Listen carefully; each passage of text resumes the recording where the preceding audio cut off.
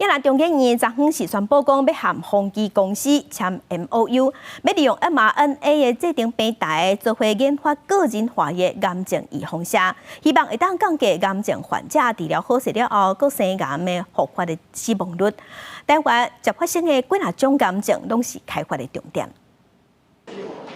mRNA 技术唔乃当运用伫新冠疫苗，乃当进一步开发，制作个人化癌症的疫苗。中研院甲宏基生物医疗团队合作，利用 AI 人工智慧的 model 甲 mRNA 制定平台，成功找到癌症患者肿瘤细胞的标记，而且客制化个人癌症的疫苗。这时候我们就要借用人工智慧的力量来去协助预测出可能是一个基因肿瘤标记，而且它还会活化免疫系统。所以这样的话，就会变成我们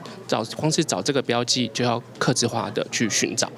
研究团队表示，每一个癌症的患者肿瘤细胞的特征拢无同款，所以患者开刀的时阵会甲组织切片，然后透过 AI 做基因的定序，找到突变的所在，再个用 mRNA 技术引导活化患者的免疫系统，而且甲突变的所在清除，避免癌细胞转移，病情反复，达到治疗癌症的效果。大部分癌症病人每3个月都要回诊一次，在这个阶段其实非常适合接受癌症疫苗，因为这样可以预防它的复发。